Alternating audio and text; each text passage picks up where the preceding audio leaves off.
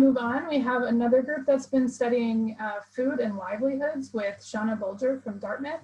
And they have two shorter presentations. The first one is what's on your plate, and I'll turn it over to them. All right. Hey guys, welcome to our presentation. My name is Victoria Larcon Macias, and I'm from Santa Fe, New Mexico.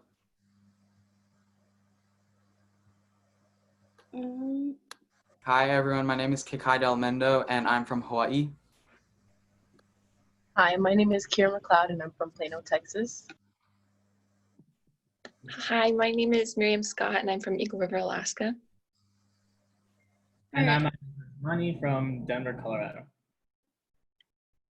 Okay, thank you. Our group was a part of the food module with Shauna and Angie, and the title of our project is What's on Your Plate?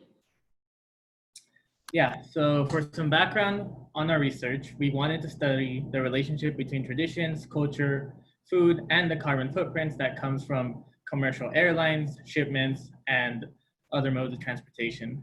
We wanted to preserve tradition while reducing the negative environmental impacts that come from these commercial transcontinental trades. Next slide, please. So the question that we wanted to ask was, what staple foods are coming from other areas, and are there more traditional and or sustainable foods available? Next slide, please.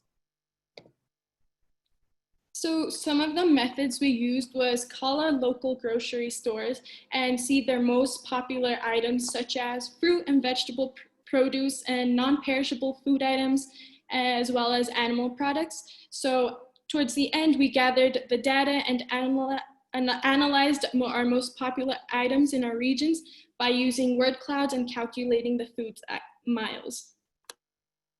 Next slide. So we reached out to 27 grocers and only 10 responded to the survey. The most purchased items from this larger infographic in the center represents the most purchased items from all tested geographic regions. And then the most mentioned popular food items were bananas, tomatoes, and potatoes. Next slide.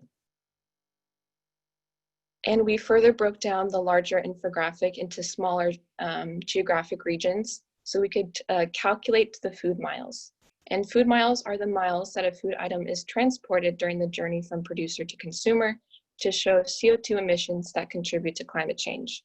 And then we calculated the top staple food items from each region. So for Eagle River, Alaska, the top food mile total was 9,000. For Colorado, the top was 3,000. Next slide, please. And then for New Mexico, the total was 6,000. And for Hawaii, the total was 300. Next slide, please. And then for Texas, it was 4,000 miles. And our key findings were that bananas are the most imported produce item nationwide. We also learned that Hawaii's produce was mostly local, which makes sense because of the tropical environment and longer growing season. Other regions that we tested imported their popular foods, and there were not a lot of sustainable options nationwide because of the long distances they had to travel to get to the grocery store. Next slide.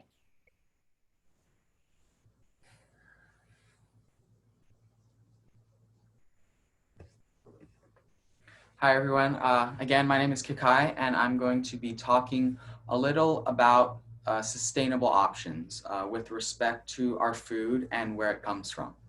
The most important idea is to buy local.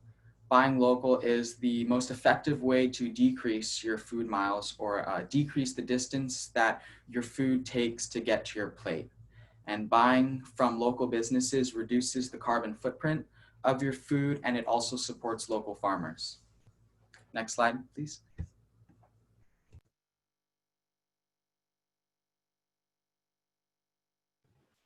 Hi, again, my name is Kira McLeod, and I'll be talking about the significance of getting locally sourced food.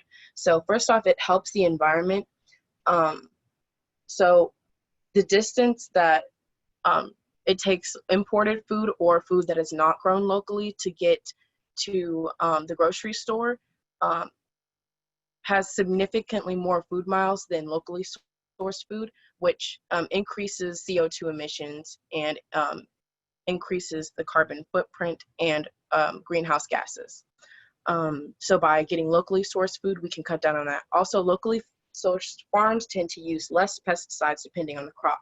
It also stimulates the local economy by keeping the money in the local economy rather than moving that money to another country for imported food. And it also cuts out that middleman and makes sure that our farmers are getting the money to sustain the business. It also creates jobs, which also stimulates the economy. Next slide, please.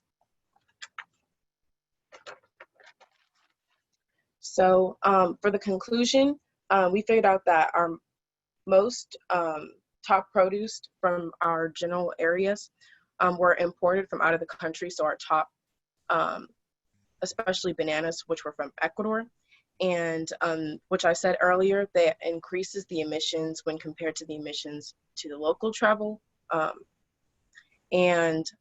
our responses, we figured out that Hawaii and Alaska have more local food chains, grocery stores than Texas, New Mexico, and Colorado, which we think had something to do with getting our results. When it came to Hawaii and Alaska, they were more successful, which I think had to mostly do with the fact that they had more tighter knit communities rather than Texas, New Mexico, and Colorado, which tend to be more urban areas. And with regional chains, they weren't in national chains. They weren't as interested in figuring out where the food came from or having a relationship with the local farmers.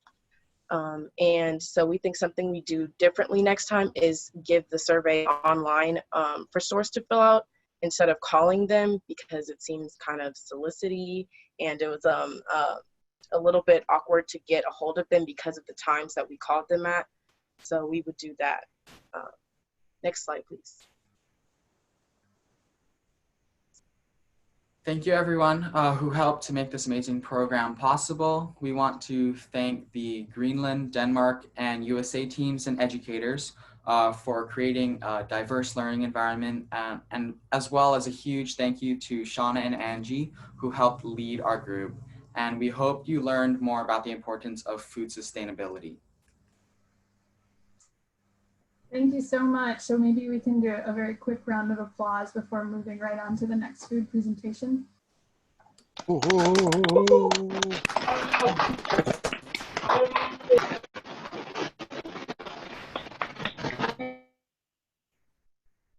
hold questions for this group until the second food group is gone, and then if there's time, we'll have questions then.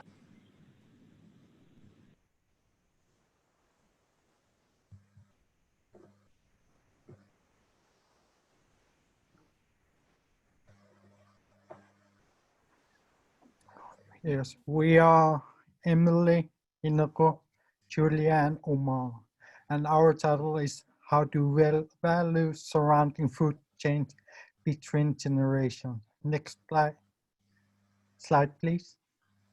We wanted to know what influences people's food choices, and if it differed between the age group. Some of the potential influences we considered are environmental impact, cultural meaning, and health benefits. Next slide, please.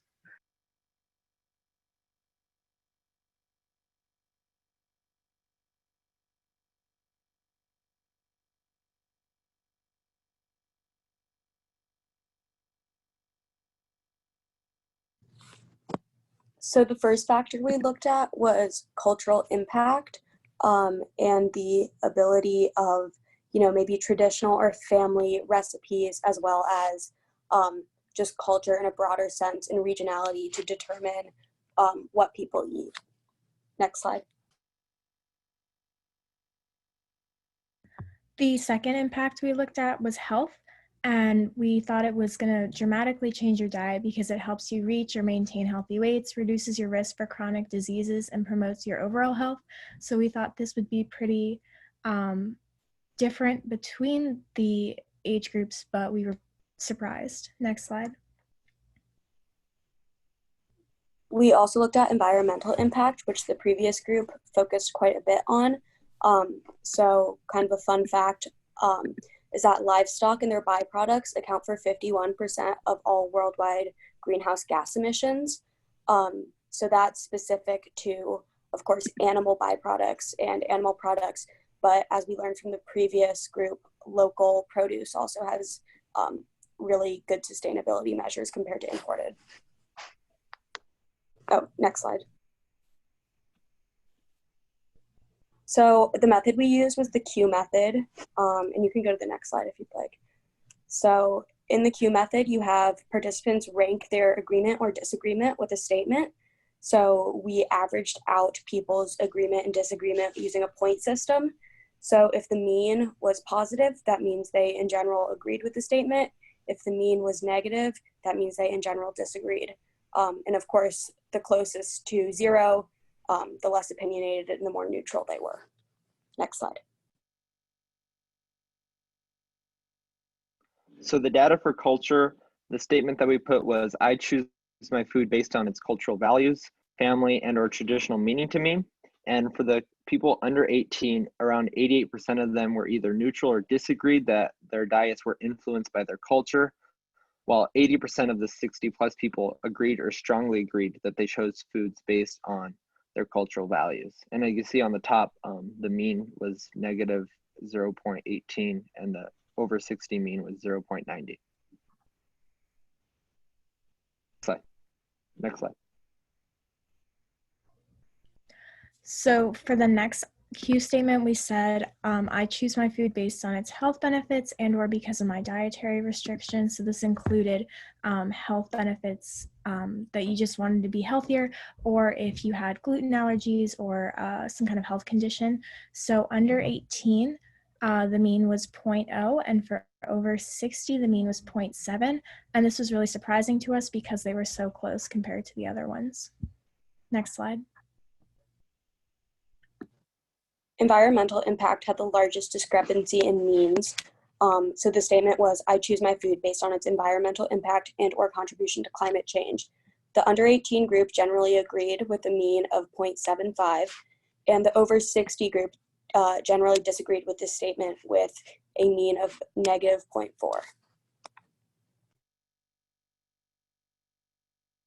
Next slide, sorry.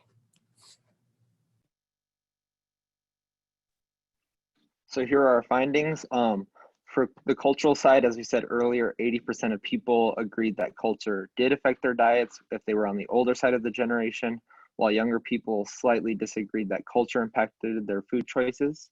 Based on health, it was pretty much an even split. Both young and older people agreed that health impacts your food choice greatly. The younger people agreed slightly more. And environment was the biggest gap, with the difference between 1.15, the largest. And it basically means that younger people agreed that the consequences of global warming and the environment determines what they eat, where older people disagreed that their food choices were based on environmental impact. Next. So as soon as we finished this experiment, we took a step back and we tried to see what potential factors influence the data we got. And we each called or surveyed people from around the country with the exception of the northern region and the central region. And we also looked to people in Greenland with the exception of the northern region and the eastern region. So we had a good amount of people that we surveyed. What we found though was that we had a big discrepancy between rural surveyors and urban surveyors. 40% of older people lived in rural areas, whereas only 12% of the people we surveyed who were younger lived in the rural areas. There were generational differences because culture values may decrease over generations and awareness of climate change has increased in the younger generation. So when we were looking at the geographical differences in our data on an individual basis, we found that those in the eastern region were more likely to agree that climate was the most important factor when they went to the grocery store. For the southern part of the US, it was culture, and for the western region of the United States, it was health. In Greenland, we found that culture and climate were split in the western region, and health was the most prevalent factor in their diets in the south. Next slide. So thank you so much to Angie and Shauna and all the mentors in Kanger and in the US for all their support, and we learned a lot, so thank you. All right, time for another round of applause. Yay.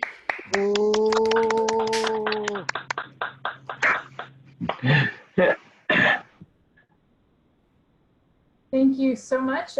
So we have a few minutes, so if people have questions, they can put those questions into the chat and I'll read them to the group. And in the meantime, I think Erica will start to get the next presentation about biodiversity queued up. So feel free to send your questions.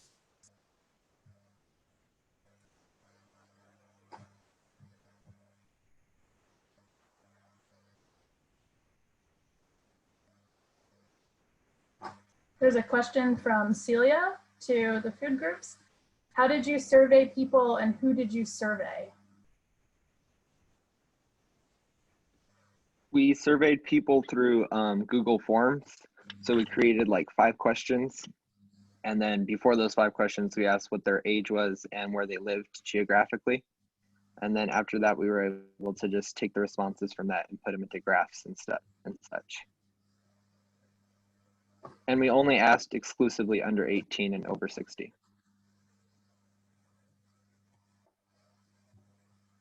Have another couple minutes and I will just say that there's lots of great feedback coming in about all of these presentations so far.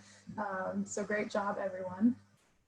Any other last questions for the food groups?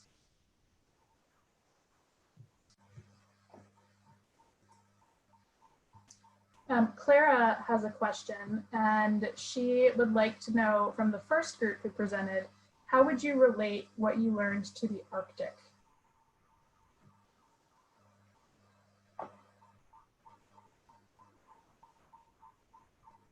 So I'll answer this because this was sort of a question I was thinking about because I live in Alaska and that is in the Arctic. And I have family and friends who live in northern Alaska and it's an issue to get food up there because of how far it is.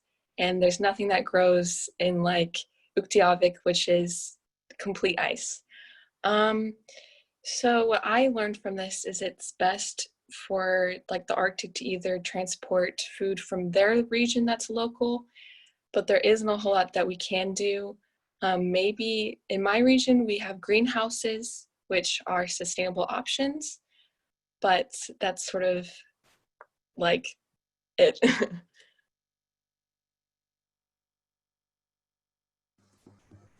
Thank you, Miriam, for answering that. And there are more questions coming in